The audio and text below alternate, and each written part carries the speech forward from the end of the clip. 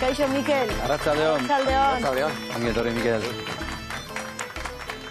Mikel, eta zuk azalduko diguzu hobeto, gainera uste dut horrondoan duzula. Zer den Matxalingo alaba liburua? Bueno, Matxalingo alaba liburua, lehenengo atain poema liburutxo bata. Eta, bueno, portadan ikusten den moduan, badaukagu, ez? Izenburua eta gero iruditxo bat, ezta? Eta izenburuak eta irudiak ez dute bat egiten. Matxalingo alaba izan zen gure herria albo batetik bestera zeharkatu zuen gerra zibilan, Añorgan, hemendik oso hurbil dagoen, ez? Añorgan hil zuten, fasistek ere hil zuten lehenengo umetxoa izan zen. Matxalin, garai hartan, Añorgan baserri bat zegoen. Eta baserri hartako ugazabak, elizkoia izanik, badirudi, beti olako mantoitxo bat eramaten zuen, eta horti dator Matxalin baserrian izena, eta Matxalingo alaba da haren alaba zena.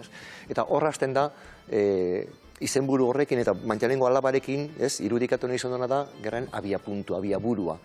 Baina era beran gero, liburuan badago argazki bat, eta argazki hori da Saturarango emakume kartzela. 1918 urtetik, 1954 urtera, bertan emakumeak gatibu zituzten kartzela bat egon zen, bertan, aurretik balneari bazen, ondoren kartzela, eta orain autokarabanak aparkatzeko parkina. Zelan, kontestuak aldatzen diren, egoerekin batera. Eta badakigu, Mikel, zenbakiei arreta jarrita, zenbat emakume egon ziren bertan preso, zenbat aur, hor badira zenbakiak, ez da? Bai, badira zenbakiak. Dana pintzekin hartu beharra dago. Egia esan, ez dago testigantzak gehiagirik. Eta orduan, poemak idazteko momentuan, dokumentazio lan txikitsu bat egin behar izan dut, eta hor sarritan topatu izan ez dokumentazio lan hori bian muertan edo ez, holako agortu egiten zitzaizkidala ariak.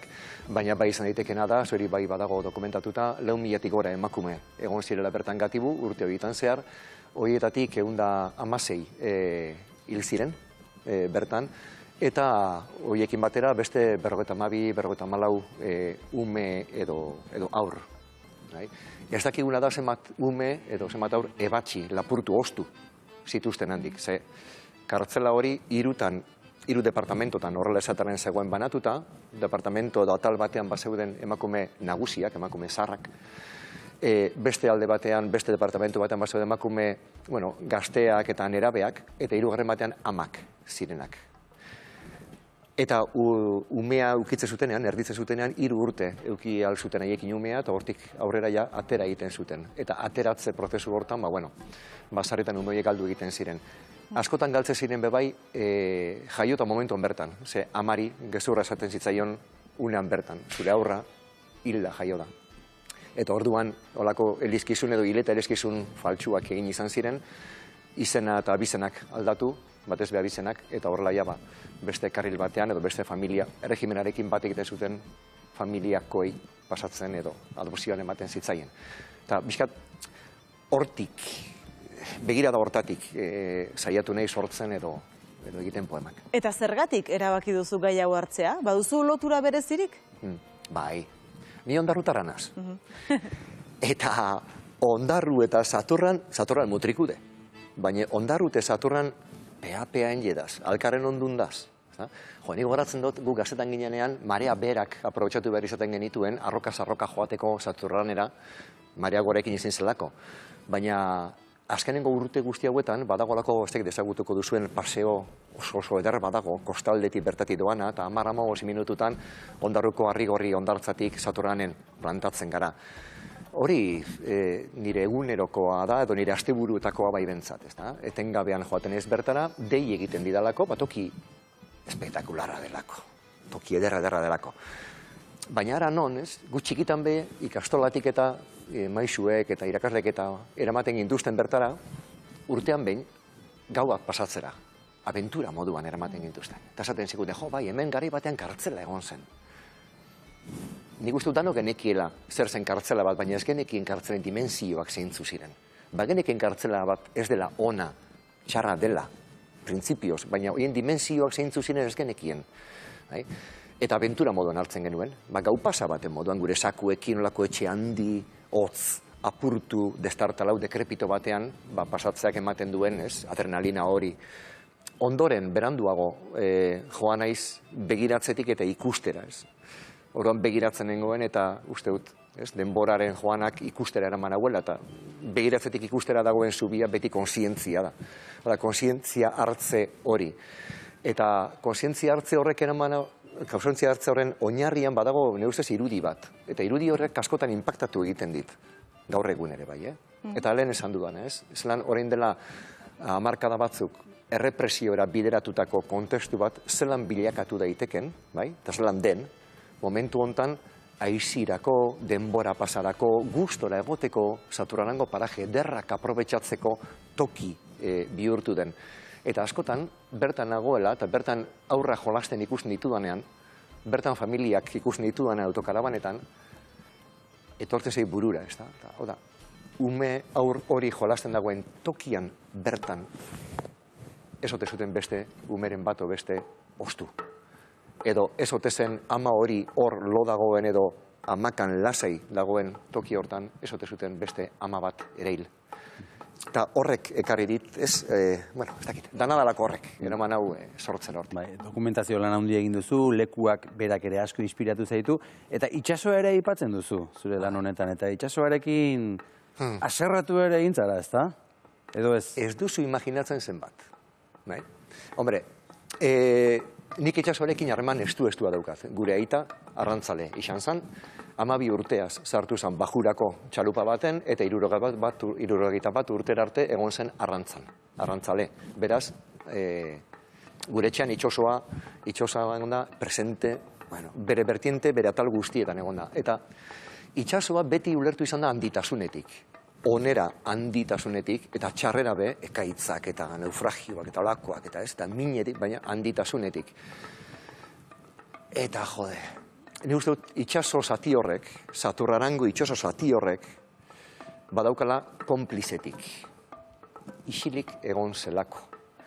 Nik imaginatzen ditut, Saturanen preso egon ziren emakumeak, amak, bereien seme alaben izenak idazten arean, eta zelan itsasoak, olatu, ezabatzen zituen. Ipiniala ezabatu itsasoak, jakin du zer gertatu den hor. Ezagutzen ditu, batxitako umeen izen eta abizenak, hildako amen izen abizenak. Eta horrek, eraman hau, itsasoaren beste begirada batera, eta da, konplize zara, isilik egon zara, eta gainera be, isilik jarraitzen duzu, eta beraz, salatu egiten zaitut. Ez nirako gai izan, ez lehen, ez orain, olatu bat bera ere altxatzeko ikusten zenuen horren kontra. Mikel, argi dago buruari buelta asko, eman dizkiozula. Ian gehiegi. Baita liburutik ikuskizun bat sortzerainokoa ere? Bai. Zer ikusiko dugu ikuskizun horretan? Begira, igual, logika ez, saiatu naiz, eta saiatzak esan nahi du, igual ez duzula lortu, edo bai, hori irakurleak esango du, ez da, baina, poemak dira txikiak, txikiak luzerari begira, eta badaukate, saiatu naiz, barne ritmo bat eukide esaten. Agian, olatu txikien moduan, ez da? Badoa zenak eta badато zenak, ez dakizuna noiz hasten den bat, noiz amaitzen den beste bat, horregatik ez daukate izen bururik, ez? Batetik bestera eroateko asmoarekin idatzi ditualako horrela. Eta barne ritmo horrek, iradokitzen zidan, eukialduela beste dimensio interesante bat, da musikarena, musikatzea, poema horiek. Eta horrela hasi ginen abenturatxo horretan. Eta zelan izan zen hori, begira, lehenengo eta behin nire buruan zegoena zen, honek ze kontestu irudikatzen du, kontestu jakin bat beraz, eta hor ze musika mota, zer nahi du nik transmititu honen bidez. Eta hor instrumentotara joan nintzen. Eta baseuden nire ustez, bi instrumento derrigorrez ezinbestan egon behar ziren bat, akordeoia. Akordeoiak ematen diolako profundidadea, ematen diolako iraganeko kutsua ere badaukalako, eta noski etorkizunekoa, baina iraganekotik ere badaukalako nire begiradatik, badaukalako, eta ero behar genuen beste instrumentu bat horri brillo aterako zen, intziria aterako zuen, eta hori bibolina da. Bibolinaren intziriak dira, espektakularra dira, eta bien arteko mixtura horrek, kontestu bat irudikatuko du. Eta ero kantua. kantua. Batzutan akapela, kantu sendo, eta batez be emakume ahotsarekin. Ze poema liburua lehenengo pertsonan dago idatzita, poema gehienak. Eta ni ez naiz emakume, eta ni ez nintzen bizi izan garai hartan, eta horrek ere eraman hau nire sortze prozesuan olako Zalantzak izaten. zalantza, krisitxoak ere, krisitxoak ekarri dizkit, ez da? Zilegi ote. Olako eman diren bakoitzan paratu dinaiz. Eta nerurei galdetu egin diot, Mikel, zilegi da, terantzuna izan da, bai Mikel, zilegi da, literatura zari gara hitz egiten. Literatura da, literatura fikzioa da. Eta gainera be, badagoat helburu jakin bat, komunikatzea, eta beraz, bada zilegi. Erantzuna zuzena den edo, ez den hori ez dakit. Oia ni nire buruari eman diodan erantzuna agian ni nire burua lasaitzeko. Bai? Eta hor dago, kantua Nerea Zuluaga, bai? Izugarrizko hau txederrarekin, eta gainera be, asko maite duan pertsona, batera ikasi genuen, unibertsitatean, aspaldi. Bai? Eta prozesu izaten da, Nereak egiten du sortu egiten du, melodia bat sortzen du. Poematik melodia bat etortzen zaio burura, melodia.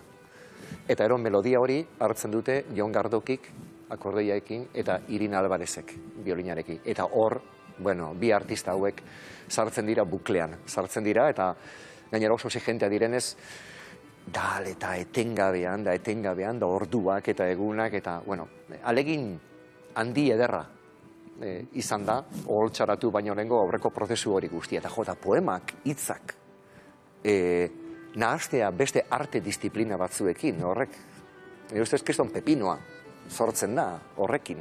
Eta ikuskizuna horrela osatu duzu, ez da? Arte disiplina horiek denak nahaztuta, apirilan Gernikan estrenatu zenuten, estrenaldi edarra izan zela esan diguzu, eta ekainean egingo duzue, emanaldi berezi bat, Saturranen bertan, ez da? Noiz izango da, ekainaren? Zazpian. Arratzaldeko 7etan. Egingo dugu, eta nik uste dut berezia izango dela, eta gainera berezi egingo dugu. Emanaldi izango da kartzela egon zen tokian bertan. Eta horre berak berez ja badauka izugarrizko karga. Simbolikoa, karga emozionala, karga kontestuala dauka. Eta horrekin ere jokatuko dugu. Desiatzen nago. Ekainaren 7 heldu eta gure oberen emateko holtza gainean,